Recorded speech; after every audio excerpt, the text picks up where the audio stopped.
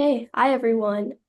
Today we have Rinu here who's running for FUSD board. Is that correct? Yes. And as one of the candidates, we are doing an interview. So you guys get to know her a little bit better, and why she's running and what she's all about. Yeah, so essentially like as a board trustee, you're responsible for um basically everything regarding like relating to the school systems that encompasses salaries, um like anything relating to the budget, like facilities. You can also forward proposals of your own. And that's essentially like the trustee is responsible for every single school in the school district and ensuring that the like assessments are held. Like basically they're the final say and they bring forward proposals. So why don't you give a little bit of an introduction about yourself? Yeah, so hello everyone. I'm Rinu Nair. I'm currently running for Fremont Unified School District Board Trustee from Area 4, which encompasses parts of Irvington and Kennedy. So a little bit about me was I was a student of FUSD for 13 years, and I was former chair of the FUSD Wellness Committee, where I worked to integrate mental health into district guidelines, something which had never been done before. And I also worked to initiate the Sandy Hook Promise. So I'm now running to provide a student-focused approach to a lot of the issues the board currently faces, and I'm currently endorsed by 4 of the 5 board members right now. So, as someone who grew up attending FUSC schools, I believe I have a deep understanding of the challenges and the opportunities that face our students, our parents, our teachers, and our administrators. And, my experiences as a student and as someone who's been very involved with the community have shaped my vision for what our district can achieve. And once again, I am ready to bring a fresh and unique perspective to the table, one that focuses on our students. And I've had a lifelong commitment to Fremont schools, but this goes beyond just attending our schools, as I aforementioned. So during high school, one of the things I'd done was I taught refugee students from Myanmar lessons in English, math, and science, where I led a group of 25 parents and teenagers over many years to help introduce them to a new school system. And throughout my 4 years in high school, something I'd also done, and which I still do to this today, is I spearhead various backpack drives for underserved families. And I actually started doing this after I watched one of my closest friends being unable to afford school supplies. And, I wanted to ensure that every child had the tools that they needed to succeed in school.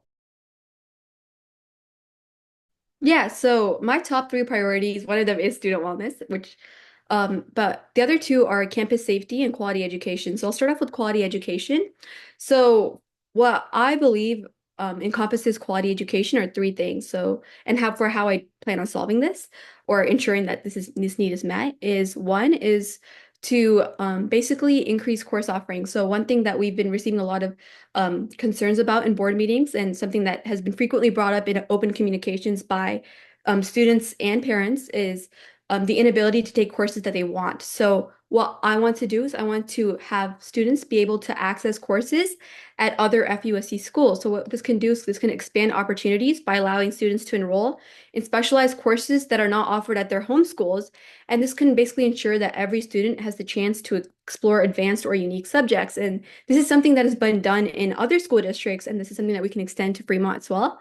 Another thing I want to do is I want to focus on technology enhanced learning. So what I want to do is I want to work to integrate modern technology into classrooms to work to create more engaging, personalized, and interactive learning experiences for students because, as the world continues to innovate, I think the ways that we teach have to also continue to innovate.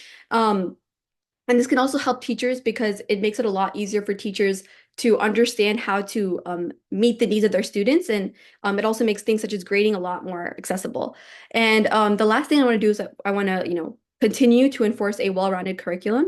Every student has diverse interests, they have diverse needs, and they have different career paths. And we want to provide every student the same opportunities to go into their respective fields. Now, on to student wellness. There's 2 main parts of student wellness that I think that I'm very passionate about. The first is empathetic mental health counseling. And the reason why, you brought up, I'm really passionate about it is because I've seen the impact of it firsthand. And so what we want to do with empathetic mental health counseling is we want to offer accessible, compassionate mental health support with counselors who are trained to address the emotional and psychological needs of students. And this also means like ensuring that counselors are up to date on like what's occurring with students, like new methods to help students with their emotional needs, and also fostering a safe and understanding space for students with their well-being. And the second is also creating consistent and fair classroom policies. So we want to ensure that classroom rules and expectations are applied consistently for all students, and this can ensure that our learning environments are positive and equitable. And the last one is campus safety. So for campus safety, there's two things. One is a safe and comfortable learning environment, once again. So what we want to do is we want to maintain schools where students feel both physically safe and emotionally supported. So what this entails was this would include secure buildings, proper emergency protocols, as well as spaces that are designed for comfort and focus. So things such as peer resource centers, wellness centers, and such. And the second thing is effective campus, like an effective SRO program. So I personally believe that we should maintain an SRO program because it promotes safety, and also many SROs, they go beyond just providing physical safety. They work in terms of mental health, like providing emotional support for the students around them. And it helps foster a positive relations between officers and students. And it helps ensure for a secure but supportive campus environment. And, in 2022 and right across Kennedy, there was a stabbing, and the SROs responded in 46 seconds. So having someone on there to respond to these kind of threats is important now more than ever. How do you believe that we can go about preventing like such tragedies from happening in the first place instead of an intervention approach? Yeah, well, first of all, like ensuring that we have an environment that is safe, that is comfortable, so that such violence doesn't have to occur in the first place. One thing I'd like to note though about that stabbing incident was that I wasn't on campus. It was between two other people. So that's something that we can't necessarily control as a school district itself, right? But to ensure that, that students aren't directly involved in violence, we can work to promote more comfortable and safe environments, which is something that we can do through student wellness, through a variety of ways, like I mentioned before. That the biggest challenge facing students, especially middle and high school students, is the inability to take courses that they desire. The second was, once again, this variability amongst teachers, right? In terms of like experiences, in terms of grading, is we can work on encouraging and having teachers take professional development courses. So professional development courses, these are courses that focus on using technology to make teaching more effective. So what this does is it makes it a lot easier for teachers, and it also makes it a lot easier for students. So what it does is it provides teachers feedbacks on their lessons plans before they teach the students, so the students are better able to grasp the concepts. It helps them with quicker grading, so now students are able to get the test that they got, and they're able to revise it more confidently and more easier and more quicker. And it also teaches teachers how to help with their interpersonal relationships with students. And it also helps illustrate to teachers the impact of grading inequities on mental health of the students. And that can help bring about change because now the teachers, they're aware of the impact that it has on the students and the measures that they can take to combat that. Yeah, just as a quick follow-up for that, in terms of these teacher development courses, etc., do you envision these being a part of a requirement that all teachers who are hired must take? Is it something that teachers would be paid for? Just more of the logistical details about how you think that could be implemented. See, to explain the logistical process of it, I'd have to have a deeper understanding of how it comes to be, because from what I understand that there's different course classes that teachers have to take, and from that comes different methods to bring it about, and the requirements of what the teachers have to take it and such. That being said, hopefully in the future we can make it a something that teachers are required to take. Yeah. So when you say we, I'm going to infer that this means like the broader community at large as well. So first of all, I'm proud to say that Fremont is a very diverse city and that our schools reflect that as well. And for how we can bring about, making Fremont, continue to make Fremont a safe place for such groups is one, for students who have concerns, right, or they feel that their needs are not being met. One great avenue I'd suggest to take is going to the wellness committee. So when students make public comments on it, or when they bring about concerns, one thing I've noticed in the past is that since this committee is predominantly student focused and as actually mainly student representatives, they're more I think they're more like action is more likely to be taken. And also, something that we've done in the past was, even though it was nutrition focused, we'd work to make it focus on mental health as well, right? So, and wellness is a very broad category, so that can extend to anything that impacts student well-being. So if any students have any concerns on that avenue, they can go to the wellness committee. A second thing I'd recommend is, peer resource, and continue to keep those programs strong. Oftentimes, and something that I've noticed is that many students, they feel they find it a lot easier to speak amongst their peers as opposed to speak to a higher authority or an adult. And so because of that, if students have, if they want a safe place to go to speak about their concerns, or just, to receive support, I think peer resource is a great avenue to go to. I know during my time in high school, our peer resource was pretty popular.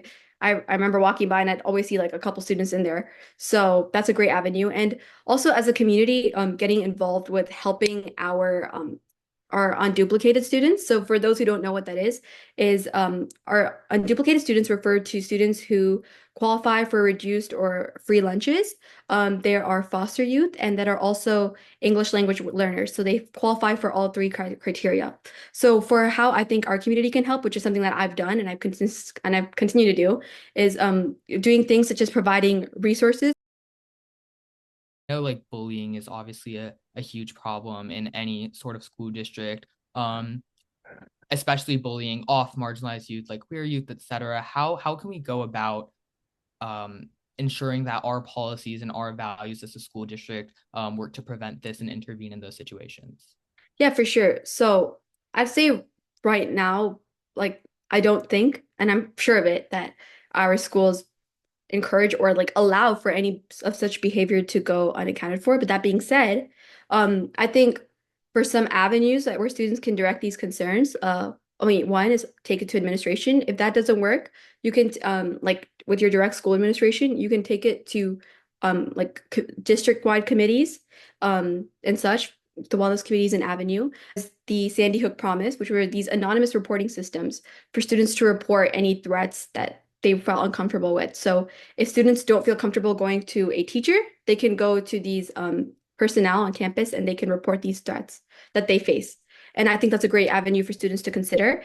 From what I've been told from my teacher, because I graduated right after it got implemented. It took us 2 years. So from what I've been told from my teachers, it is those personnel are currently on campus to help students that do have those concerns.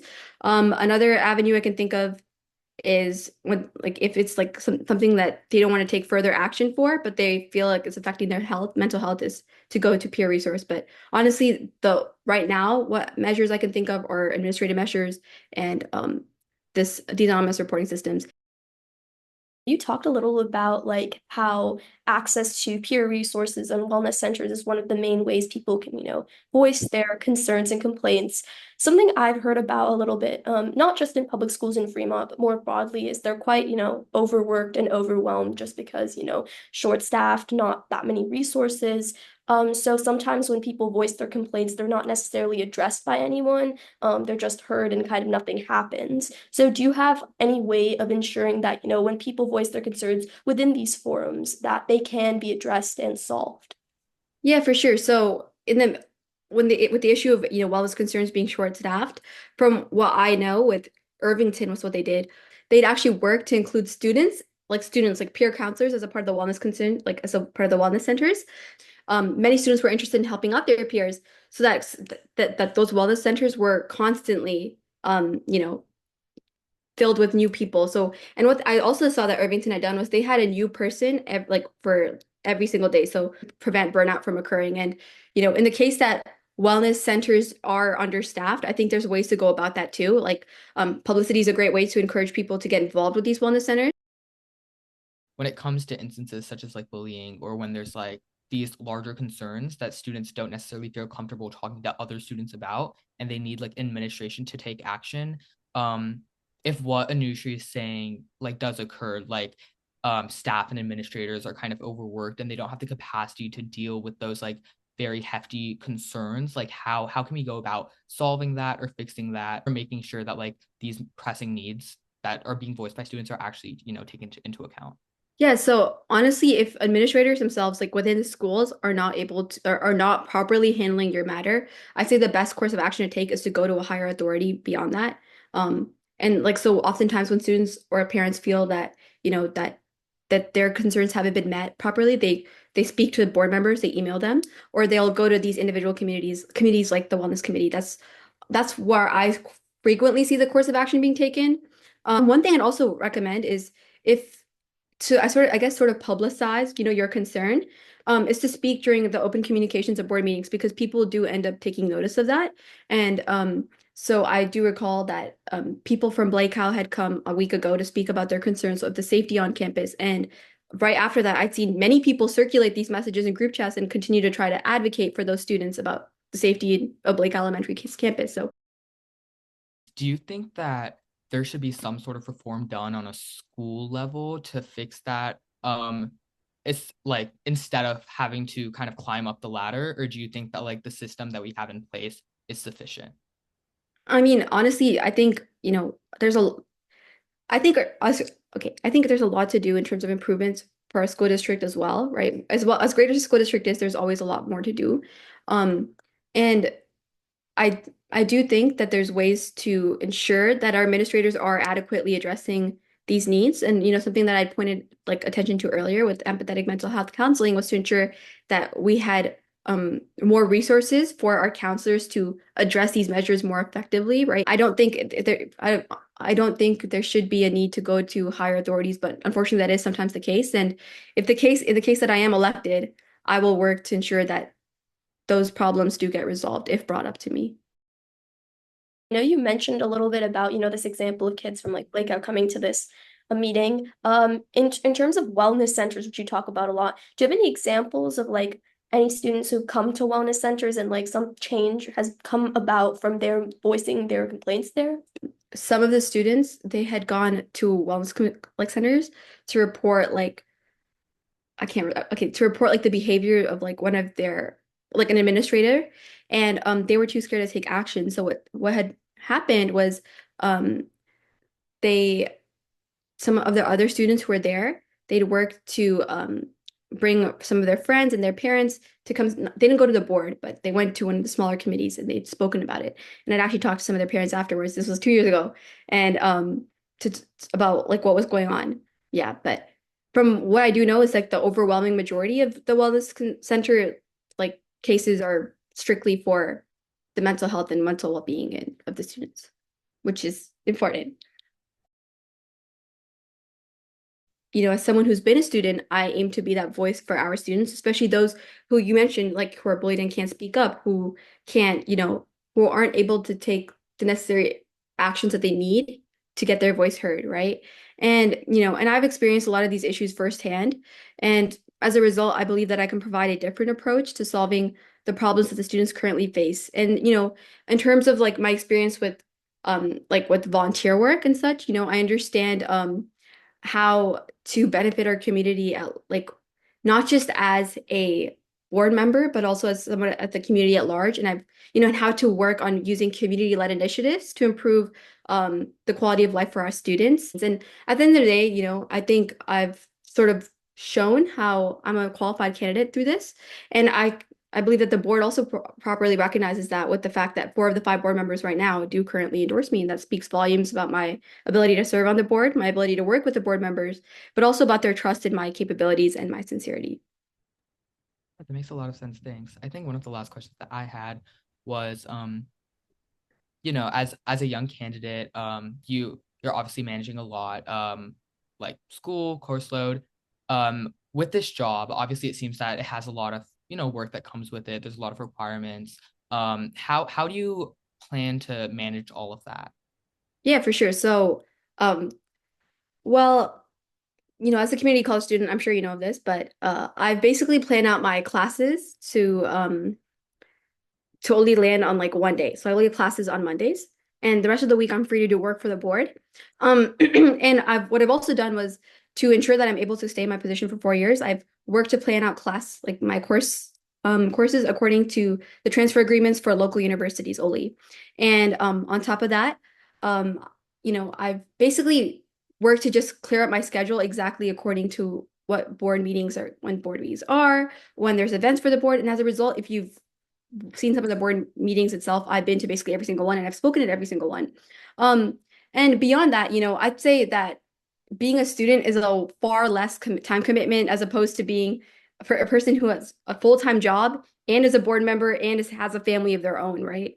I do not have as many you know, pre-existing responsibilities. And at the end of the day, I wouldn't have run for this role if I didn't believe I was not qualified and if I didn't believe I wouldn't be able to serve to the best of my abilities. And I truly believe I can do that. So Understand. Yeah, no, thank you. I think you provided us a really comprehensive view about your campaign, and I hope people who watch this can see that too.